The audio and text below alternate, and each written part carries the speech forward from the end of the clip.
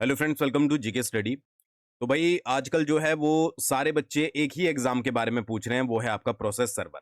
Process server का आपको पता ही होगा कि हिमाचल प्रदेश हाई कोर्ट की तरफ से वैकेंसीज आउट हुई है, जिसमें जो है वो क्लर्क की भी है, स्टेनोग्राफर की भी है।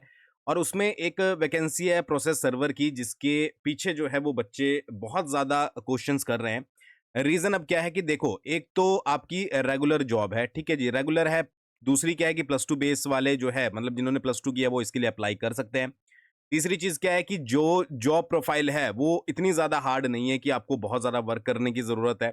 और चौथी चीज क्या है कि जो एग्जाम रहता है, ठीक है, वो भी आपका as compare to other exam जो है वो थोड़ा लो रहता है, ठीक है। तो ये बच्चों को सारी चीजें ऑलरेडी पता लग चुकी है, जिसके कारण अब बच्चों का जो फोकस ज्यादातर जा रहा है वो प्रोसेस सर्वर के ऊपर जा रहा है। और हमें एक दो दिन में बहुत सारे मैसेजेस जो है वो आ गए हैं कि इसके बारे में एक हमें वीडियो चाहिए बहुत अच्छे से, जिसमें सारी चीजें जो है वो कवर की हो।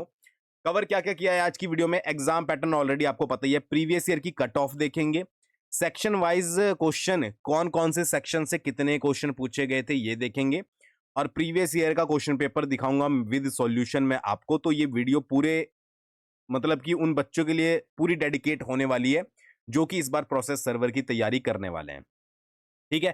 तो शुरू से लेकर लास्ट तक अच्छे से देखिएगा, सारी चीजें मैं वन बाय वन करके जो है वो क्लियर करूंगा। और अगर आप हाई कोर्ट क्लर्क के लिए भी सेम वीडियो इसी टाइप की चाहते हैं तो नीचे कमेंट कर देना क्लर्क, ठीक है। तो मैं आपको जो है वो नेक्स्ट वीडियो जो है वो हाई कोर्ट क्लर्क के लिए भी ऐसी बनाकर दूंगा, ठीक है। तो एग्जाम पैटर्न तो आपको पता ही है कि 50 क्वेश्चंस पूछे जाते हैं, ठीक है, 50 मार्क्स के। स्क्रीनिंग टेस्ट होता है, उसके बाद जो है वो आपका रिटन टेस्ट होता है। तो स्क्रीनिंग टेस्ट और रिटन टेस्ट के ऊपर क्या पूरा प्रोसीजर रहता है वो ऑलरेडी मैं पिछली वीडियो में बात कर चुका हूं, उसको एक बार चेकआउट कर लीजिएगा। समझ आ गई बात?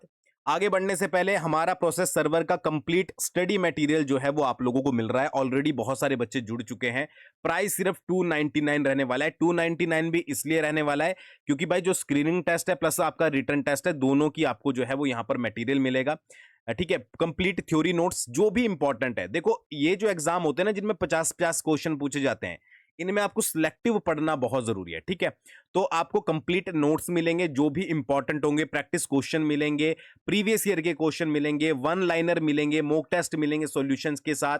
तो सब कुछ आपको जो है वो स्क्रीनिंग टेस्ट के लिए और रिटन टेस्ट के लिए, जैसे एस्से वगैरह, लेटर वगैरह, सब कुछ आपको एक ही जगह पर प्रोवाइड करवाया जाएगा, ठीक है। सभी की आपको पीडीएफ मिलेगी, ठीक है, जिसको आप डाउनलोड कर पाओगे, एमसीक्यूज मिलोगे, डाउनलोड कर पाओगे, बस आपको जो है वो पढ़ना है, ठीक है। तो डिस्क्रिप्शन में मैंने लिंक दे दिया है, वहां पर मैंने डेमो भी अपलोड कर दिया है, जहां पर जाकर जो है वो आप चेकआउट कर सकते हो। और बहुत अच्छे से आपकी जो है वो तैयारी करवाई जाएगी। आगे मैं आपको बताऊंगा किस किस लेवल के क्वेश्चन होंगे, क्या क्या चीजें इंक्लूड करती जाएंगी, बीच बीच में मैं आपके साथ जो है वो सारी चीजें डिस्कस करता रहूंगा, ठीक है। ऐसा ही हमारा कलर का भी लॉन्च हो चुका है, 20 तारीख से जो है वो शुरू हो जाएगा आपको मटेरियल मिलना, क्योंकि तैयारी भी करना पड़ता है, ऐसा कुछ नहीं है कि पुराना मटेरियल चलता है, सब कुछ नए तरीके से मिलेगा। तो वो सारी चीजें आपको 20 से मिलनी शुरू हो जाएगी। तो फर्स्ट 100 स्टूडेंट के लिए है 299, आप जाकर जो है वो चेकआउट कर सकते हो। देखो सबसे पहले बात करते हैं प्रोसेस सर्वर का। जो लास्ट एग्जाम हुआ था वो 2022 के अराउंड हुआ था, ठीक है जी। और 2022 के पेपर में कौन कौन से सेक्शन से कितने क्वेश्चंस आए थे, ठीक है, वो हम यहां पर डिस्कस करेंगे। एक चीज मैं आपको पहले क्लियर कर देता हूं, ठीक है, कि देखो 2022 में एग्जाम हुआ था और जो लेवल उस समय एग्जाम का था, अब 2026 में वो लेवल जो है वो सेम नहीं रहेगा। ये आप भी थोड़े बहुत पढ़े लिखे हैं, ठीक है, मुझे पता है, ठीक है, मतलब कि अच्छे से पढ़े लिखे भी हैं बहुत सारे। तो आपको पता ही होगा कि सेम एग्जाम लेवल नहीं रहेगा, क्योंकि बहुत सारे ईयर जो है वो चेंज हो चुके हैं, ठीक है। तो थोड़ा सा आपको अप लेवल करके जो है वो पढ़ना पड़ेगा, मतलब बहुत ज्यादा डिटेल में जाने की मैं दोबारा से बोलूंगा जरूरत नहीं है, बट फिर भी थोड़ा सा अप करके पढ़िएगा जब मैं आपको क्वेश्चन जो है वो दिखा दूंगा। अब ये एग्जाम जो हुआ था वो कब हुआ था? वो हुआ था 2022 में। इसमें जो है वो आपके टोटल 7 सेक्शन जो है वो पूछे गए थे, टोटल आपके 50 क्वेश्चन थे। अब हिंदी ग्रामर के कितने क्वेश्चन थे? 3 क्वेश्चन थे। इंग्लिश ग्रामर के आपके 3 क्वेश्चन थे। रीजनिंग के आपके 4 क्वेश्चन थे। मैथ्स के आपके 2 क्वेश्चन थे। एचपीजीके के 20 क्वेश्चन थे, स्टार कर दिया मैंने यहां पर, ठीक है जी। और इंडियन जीके के 17 क्वेश्चन थे, स्टार कर दिया। और साइंस का जो है वो 1 क्वेश्चन था, ठीक है। तो आउट ऑफ 50 अगर यहां पर आप मेजोरिटी देखोगे तो किसकी है? एचपी जीके के ऊपर आपको फुल फोकस करना पड़ेगा, ठीक है। और इंडियन जीके के ऊपर आपको जो है वो फुल फोकस करना पड़ेगा। आ गई बात समझ? ठीक है, कौन से सेक्शन? एचपी जीके और इंडियन जीके। अब ऐसा नहीं है कि 20 अगर 2022 में पूछे गए थे, क्योंकि ये कहीं पर भी मेंशन नहीं किया गया है कि आपसे सेम नंबर ऑफ क्वेश्चन जो है वो पूछे जाएंगे। ये हमने प्रीवियस ईयर के पेपर को एनालाइज किया है। तो तो अगर 20 पूछे गए हैं, 17 पूछे गए हैं, 4 3 3 2 1 पूछे गए हैं, तो थोड़ा 1-2 नंबर मतलब क्वेश्चन के नंबर्स जो हैं वो ऊपर नीचे हो सकते हैं। कि मान लो एचपी जीके के 17-18 पूछ लिए, उधर रीजनिंग के एक और बढ़ा दिया, इंग्लिश ग्रामर हिंदी ग्रामर में एक बढ़ा दिया, साइंस के 2-3 कर लिए, इंडियन जीके में 15 क्वेश्चन पूछ लिए। तो इस तरीके से मैं बोल रहा हूं, ठीक है, कि क्वेश्चन के जो नंबर हैं वो आपके इंक्रीज और डिक्रीज जो है वो हो सकते हैं। तो ये मत समझिएगा अगर आप पहली बार एग्जाम दे रहे हो कि एचपीजीके के भाई 20 पूछे गए थे तो इस बार भी 20 ही आएंगे। ठीक है, हो सकता है आ जाए, बट इसको मान के मत चलिएगा कि इंडियन जीके के 17 आए थे तो 17 ही आएंगे। बस आपको ये पता लग गया कि वेटेज किसकी है। वेटेज एचपीजी के इंडियन जीके की रहेगी आपकी, बाकी थोड़ा थोड़े बाकी जो है वो सारे सेक्शन से क्वेश्चन जो है वो पूछे जाएंगे।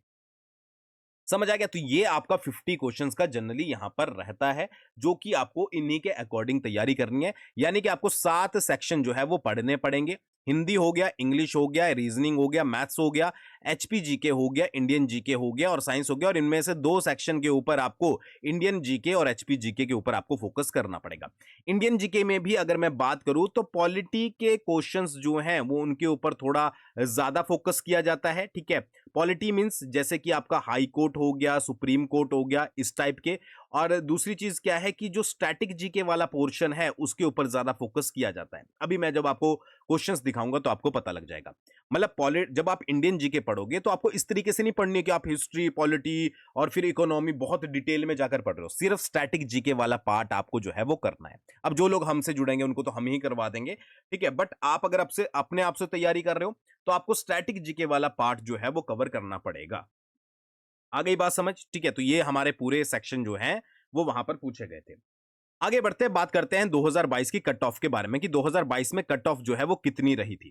ठीक है, अब अगर हम जनरल की बात करें अनरिजर्व्ड की, तो टॉप स्कोर था 48 आउट ऑफ 50। टॉप स्कोर था जनरल में 48 और कट ऑफ मार्क्स थे आपके 42। ये पेज नंबर मत याद कीजिएगा, मतलब पेज नंबर मत देखिएगा, क्योंकि ये जो है वो रिजल्ट का मतलब रिजल्ट किस किस पे कहां कहां दिया गया था वो यहां पर मेंशन किया गया था।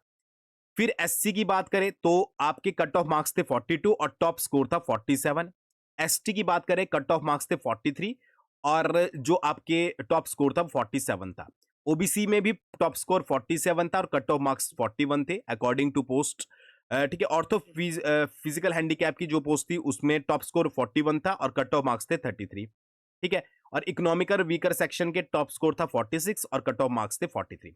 तो यहां पर आपको एक चीज तो पता लगी होगी 2022 की अगर बात करें, ठीक है जी, क्योंकि पेपर इतना ज्यादा मतलब कि बहुत ज्यादा टफ नहीं था, आसान ही था। ठीक है, अगर किसी बच्चे के अगर नंबर रहे होंगे तो स्टैटिक जीके वाले थोड़े पोर्शन में रहे होंगे, बाकी उसने कंप्लीट किया होगा। या कई बार ऐसा हो जाता है कि इंग्लिश का कोई क्वेश्चन आ गया वो गलत हो गया, हिंदी का आ गया वो गलत हो गया, तो ऐसे एक करके एक एक दो दो नंबर कट जाते हैं। तो 2022 में जो आपकी कट ऑफ रही है वो 40 प्लस रही है। ठीक है, 50 में से। ठीक है, ये याद रखिएगा। अब 2026 में पेपर होगा, अगर पेपर थोड़ा सा हार्ड होता है, ठीक है, तो कट ऑफ थोड़ी सी डाउन हो सकती है, बट आपको तैयारी जो है वो अच्छे से करनी पड़ेगी। ठीक है, क्योंकि कट ऑफ ज्यादातर चांसेस अगर इजी पेपर आ जाता है तो कट ऑफ जाने हाई जाने के चांसेस जो है वो ज्यादा होते हैं। ठीक है, तो ये उसके अकॉर्डिंग ही आपको तैयारी करनी पड़ेगी। ठीक है, तो ये मैंने आपको कट ऑफ स्कोर बता दिया जो कि 2022 में रहा था, और टॉप भी मैंने आपको बता दिया कि टॉप मार्क्स जो है वो कितने थे। जनरल में अगर बात करें तो आउट ऑफ 50 48 मार्क्स थे। 2 नंबर कहीं एक इंग्लिश में कट गया होगा, कहीं एक स्टैटिक जीके में कट गया होगा। आ गई बात समझ? ठीक है, अब मैं आपको दिखाता हूं क्वेश्चन पेपर की कौन कौन से क्वेश्चन पूछे गए थे 2022 में। उसके अकॉर्डिंग आप अपनी तैयारी कर सकते हो, उसको लेवल अप कर सकते हो, वो भी मैं साथ साथ बताते चलूंगा कि किस तरीके से आपको जो है वो पढ़ना है। ठीक है, तो यह है हमारा पेपर, आई होप आपको दिख रहा होगा। ठीक है जी, तो इसमें जो पहला क्वेश्चन है, ठीक है, प्रोसेसर सर्वर एग्जाम 2022 का है। पहला क्वेश्चन है व्यास नदी कहां से निकलती है। ठीक है, तो इसका आंसर क्या होगा, व्यास नदी कहां से निकलती है, वैसे आंसर आपको पता ही होगा, रोहतांग पास से जो है वो व्यास नदी आपकी निकलती है। ठीक है, तो आंसर क्या होगा, इसका आंसर होगा रोहतांग पास। ठीक है, ये क्वेश्चन पूछा गया था, मतलब रिवर से। दुधौन और पार्वती ग्लेशियर कहाँ कौन सी डिस्ट्रिक्ट में पड़ते हैं। ठीक है, तो ये पड़ते हैं आपके कुल्लू डिस्ट्रिक्ट में, मतलब ये मुझे बताने की जरूरत नहीं है। ठीक है, छोबिया दर्रा किसकी सीमा पर स्थित है। छोबिया दर्रा कहां पर पड़ता है भाई, छोबिया दर्रा पड़ता है आपका चंबा और लाहौल। ठीक है जी, आंसर होना था। सप्रून वैली कहां पर पड़ती है, सप्रून वैली आपकी जो है वो सोलन में पड़ती है। ठीक है, ये इसका आंसर होना था। ठीक है जी, उसके बाद गेटी थिएटर शिमला में कब खुला था भाई, गेटी थिएटर खुला था आपका 1887 में। ठीक है, अमृता शेरगिल कौन सी डिस्ट्रिक्ट से बिलोंग करती है, अमृता शेरगिल बिलोंग करती है आपकी शिमला डिस्ट्रिक्ट से। मतलब ऐसे क्वेश्चन है जो कि आपने कभी ना कभी पढ़े होंगे अगर आपने एग्जाम की तैयारी की है। स्वामी विवेकानंद हॉस्पिटल कहां पर पड़ता है, स्वामी विवेकानंद हॉस्पिटल पड़ता है आपका पालमपुर में। ठीक है, समझ आ गया। एक क्वेश्चन ये भी था, which sportsman is known as Himachal express. तो इसका आंसर था टेकचंद भंडारी। ठीक है, किसको हिमाचल एक्सप्रेस के रूप में जाना जाता है? टेकचंद भंडारी को जाना जाता है। फिर एक था मिनी स्विट्जरलैंड किसको कहा जाता है? ठीक है, तो ये बहुत इजी क्वेश्चन है, खजियार को जो है वो मिनी स्विट्जरलैंड कहा जाता है। फिर स्वां रिवर से रिलेटेड था कि स्वां रिवर कहाँ, कौन से जो है वो आपके जिले से बिलोंग करती है? तो ऊना जिले से बिलोंग करती है। रोहतांग पास जो है वो कनेक्ट करता है किसको? कौन कौन से दो को कनेक्ट करता है? अब अगर आप यहां पर देखोगे, ठीक है जी, तो यहां पर ज्यादातर जो क्वेश्चन पूछे गए हैं वो आपका किससे पूछे गए हैं? ठीक है जी, मतलब कि ज्योग्राफी से ज्यादा क्वेश्चन जो है वो पूछे गए हैं। ठीक है, समझ आ गया। तो यहां पर क्या है कि आपका जो है वो रोहतांग पास किसको कनेक्ट करता है? कुल्लू वैली को, और लाहौल एंड स्पीति के साथ कनेक्ट करता है। मणिकरण वाटर स्प्रिंग कहां पर स्थित है भाई? ठीक है, मणिकरण वाटर स्प्रिंग ये पड़ता है आपका कुल्लू में पड़ता है मणिकरण। ठीक है जी। चायल क्रिकेट स्टेडियम कहां पर है? चायल क्रिकेट स्टेडियम आपका जो है वो सोलन में पड़ता है, ये भी आपने पढ़ा हुआ है। ठीक है जी। Which of the following mountain pass lies in Himachal Pradesh, इनमें से कौन सा माउंटेन पास जो है वो हिमाचल प्रदेश में पड़ता है? तो बहुत इजी था, नाथुला नहीं पड़ता, डोंकला नहीं पड़ता, खुंजेराब नहीं पड़ता, रोहतांग दर्रा पड़ता है। तो इजी क्वेश्चन था। In which district Lama Dal lake कहां पर पड़ती है भाई? ठीक है, तो चंबा में पड़ती है लामा डल लेक, ये आपने जो है वो पढ़ा होगा। 3960 मीटर जो है वो इसकी हाइट है। ठीक है जी। निम्नलिखित में से हिमाचल प्रदेश का छोटा कांशी के रूप में किसको जाना जाता है? मंडी को जाना जाता है। तो बहुत इजी क्वेश्चन है। कांगड़ा जिले का मुख्यालय कहां पर पड़ता है? धर्मशाला में पड़ता है।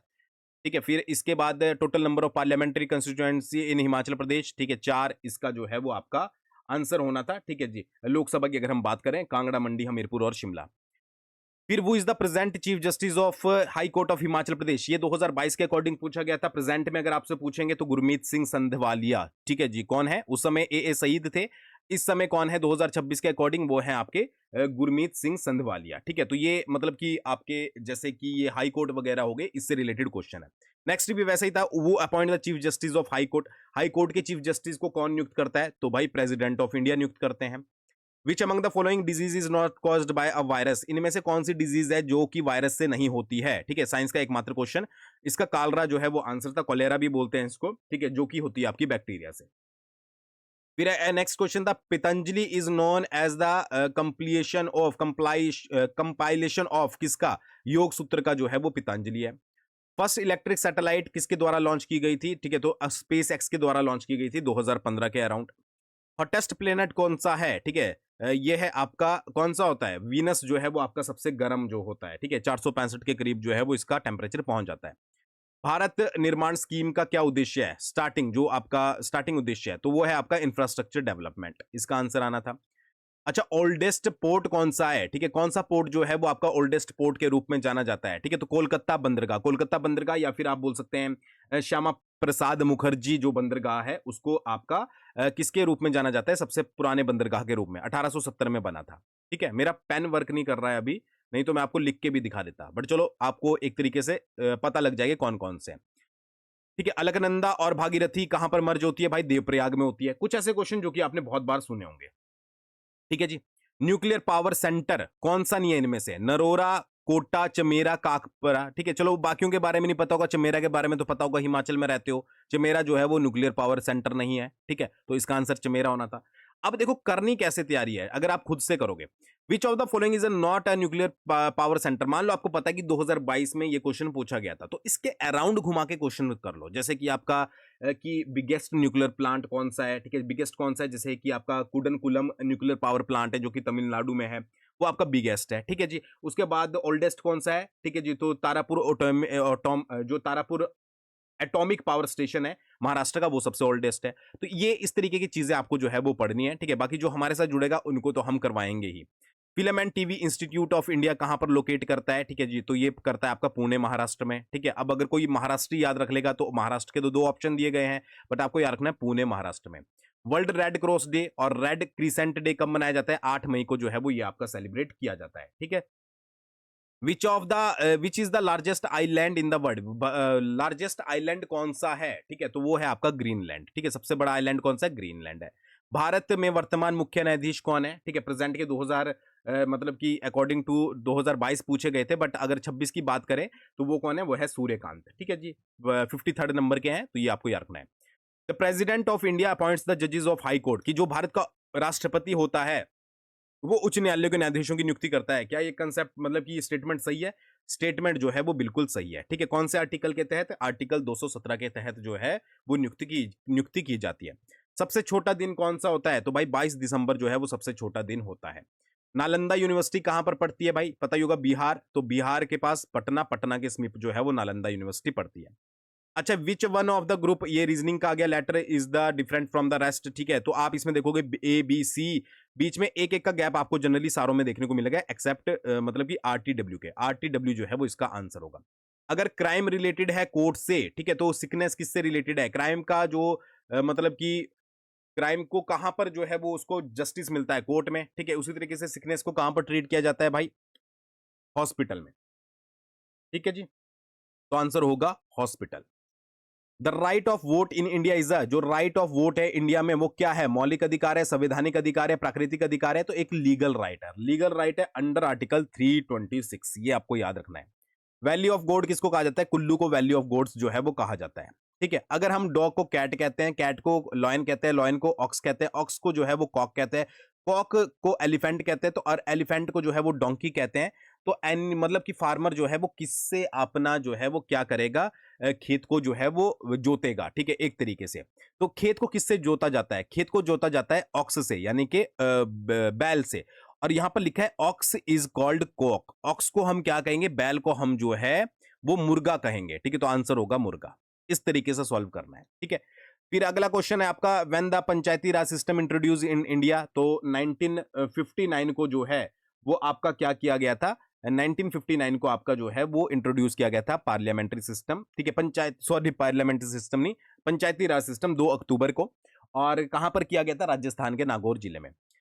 फिर एक ये क्वेश्चन है, introducing Suman, Sarla said her mother is the only daughter of my mother, how Sarla is related to Suman. Suman की पहचान करवाते हुए सरला बोली, इसकी माता मेरी माता की एकमात्र पुत्री है। सरला सुमन से किस प्रकार संबंधित है? अब यार मेरा पेन नहीं चल रहा है, नहीं तो मैं आपको इसको सॉल्व करके दिखाता। इसका आंसर होगा मदर। ठीक है जी, फिर भी नेक्स्ट वीडियो में कभी ना कभी मैं जो है वो इसको आपको बता दूंगा।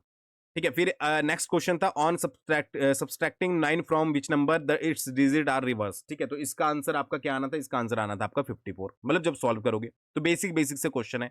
अच्छा, ये क्या है? If all the number from 1 to 26 which are divisible by 3 are arranged in ascending order. आपको 1 से 26 के बीच में जो 3 से डिविजल मतलब कि जो 3 से डिवाइड हो जाते हैं वो नंबर निकालना है, जैसे 3, 6, 9, 12, 15, 18, 21, 24।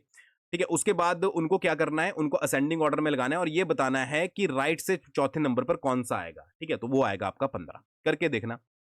ठीक है, नेक्स्ट है आपका, Ravi is married dash a cousin of mine. अब ऐसे क्वेश्चन थोड़े से ट्रिकी होते हैं, जैसे कि यहां पर दिया गया है Ravi is married dash a cousin of mine. Answer दिया गया है, मतलब कि ऑप्शन दिया है विद, टू, अलोंग विद और ऑफ। अब मैक्सिमम क्या करेंगे? इसके आंसर लगा देंगे विद। ठीक है, विद जो है वो आंसर गलत होता है। क्यों गलत होता है? ठीक है, देखो हमेशा याद रखिएगा, आज के लिए नहीं किसी भी क्वेश्चन के लिए, जहां पर भी आपको मैरिड दिखेगा किसी भी क्वेश्चन में, उसके आगे क्या आता है? हमेशा टू आता है। समझ आ गई? आज के बाद याद रखिएगा, अगर क्वेश्चन कभी भी फंस जाता है किसी भी स्टेटमेंट में, किसी भी आपके क्वेश्चन में, कि अगर दिया गया है मैरिड, तो मैरिड के आगे अगर ब्लैंक है और आपसे पूछा गया है, ठीक है, या फिर आपको एरर निकालने को दिया गया है, तो married is follow by two. ठीक है, मैरिड के आगे क्या आता है? मैरिड के आगे या मैरिड को फॉलो किया जाता है टू के द्वारा। मैरिड क्या है? मैरिड आपका एडजेक्टिव है और इसके आगे हमेशा टू लगता है, नॉट विद। ठीक है, तो married, Ravi is married to a cousin of mine. इसी तरीके से मान लो Ravi is married to Priya. ठीक है, she is married to a doctor, तो मैरिड के आगे हमेशा जो है वो टू लगेगा।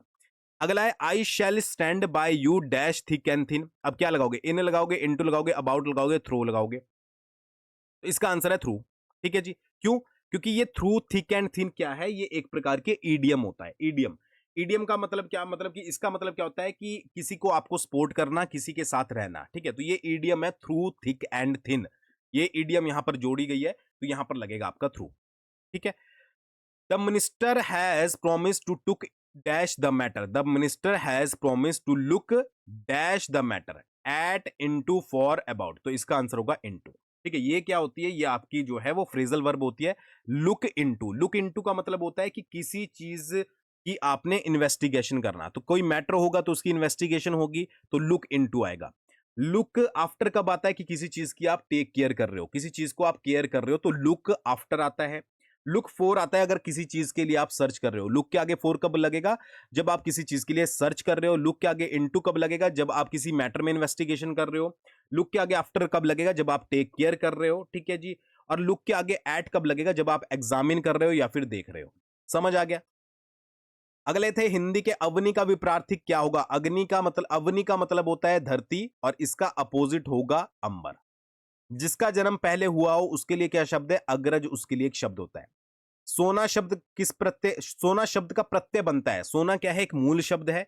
इसमें अगर आप प्रत्यय जोड़ोगे, प्रत्यय कौन सा जुड़ेगा? प्रत्यय जुड़ेगा आपका आर, ठीक है। तो ये क्या बन जाएगा? ये बन जाएगा सुनार।